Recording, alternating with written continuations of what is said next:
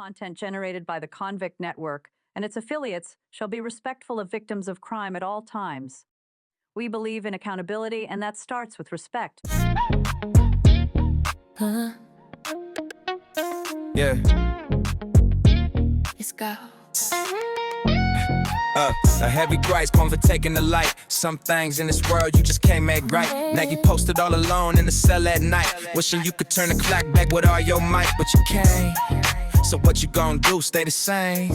I changed some things, well look, it's gonna be hard, matter of fact. You gon' need God and a little bit of luck to help you make it through. Cause don't nobody care about what you're trying to do. Prison is the coldest place, while simultaneously heat sparks will scorch your face. It's a race against time, like to lose your mind, like the ones you left behind and the victims of crime. If the mind breaks down, then the body will follow. In the house of pain, when you ain't promised tomorrow, it's hard.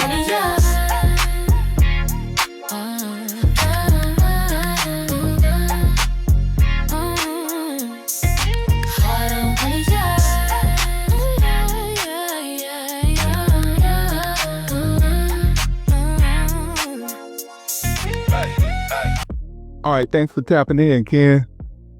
All right. So what year did you receive your life sentence? 93. And how much time did you actually do? I did 30. Okay. All right, so here's what I want you to do. I want you to take me back to prison. You had already been sentenced. You on the bus. You landed at the reception center. What is your thought when you hit the reception center? What's on your mind when you get there? Know what to expect. Okay, so you're there, you're in prison, and would it be safe to say that you went in young, so you were pretty active? Yeah. So you're there, you're all in. So at what point did you say, look, I got to do something different. I want to do something different.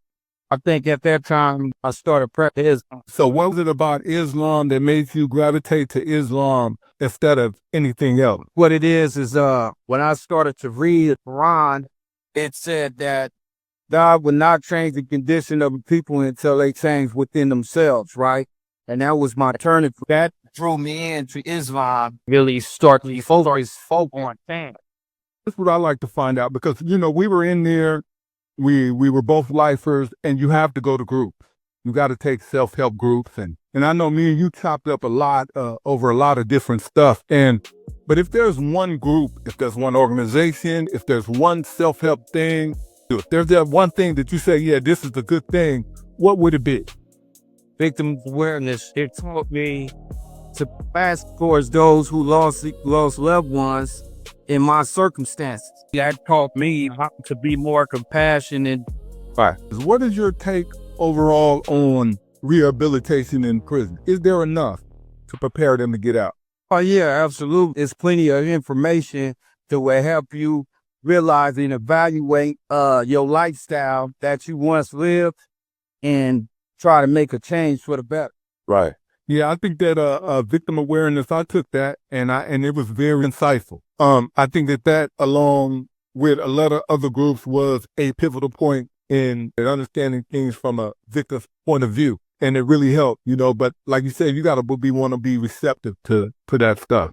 Now you're in there, you survive prison, you get out. So what is Ken's life like today?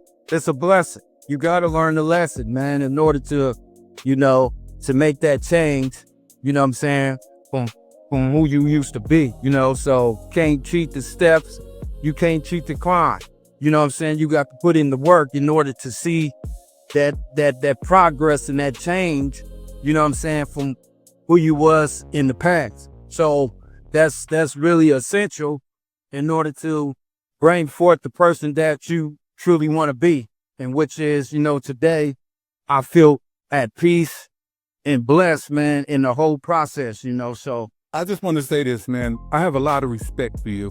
And it started back in prison when I met you. You know, we was in the metal fab, but we spent a lot of time in there just chopping it up and conversing. And you were always rooted in principle. See, I met the new you. I didn't know the old you, but when I met the new you, you were rooted in principle.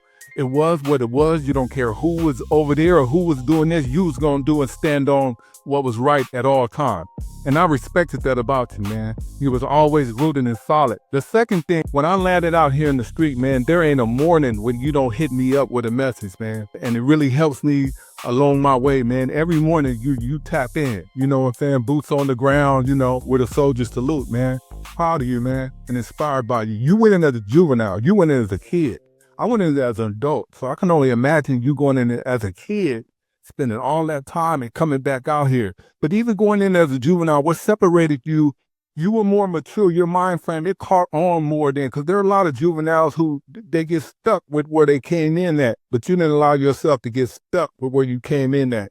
And I just want to tell you that, man. Thank you.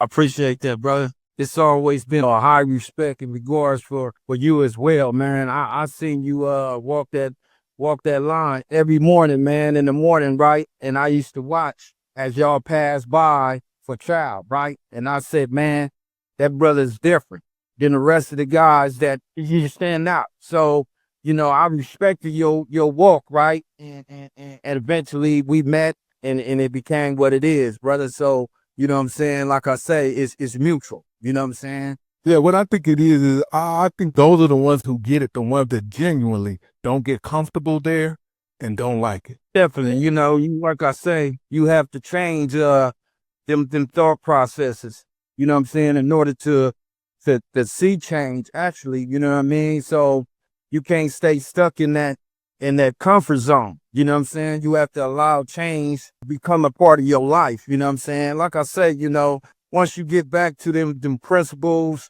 and really apply them, then you will start to see the change, because that's where your foundation is, right there, your principles. And once you start to stand on them and apply them, then that's when change takes its course. And then, you know, it becomes, everything opens up, you know, the blessings start to come. You have to put in the work. Yeah, I think you're correct. Hey, so look, thank you. I look forward to when you can come back, man, again and chart your progress and we can top it up. I really thank you for tapping in and letting people know what it is and what it ain't. I look forward to seeing more of this, you know, because it's definitely needed. Brothers that speak, tell their story or their testimony, they past of what they've been through, you know, through this incarceration. You know, so yeah, definitely, I look forward to it. Right, because the bottom line is violence is only 5% of the prison experience committed by 1% of the population. Most people won't ever experience violence while they're in there. They won't ever commit it or nothing. But what everybody experiences is the mental hardship, losing people. You know what I'm saying? The mental hardship of prison is what makes or breaks a person. Because prison is a mental game, man. It's a mental game through and through. All right, my brother, we're going to catch up with you at another time, and thank you for coming through. Thank you, and I appreciate you too. All right, you take care, and you have a blessed day as well. All right, thank you.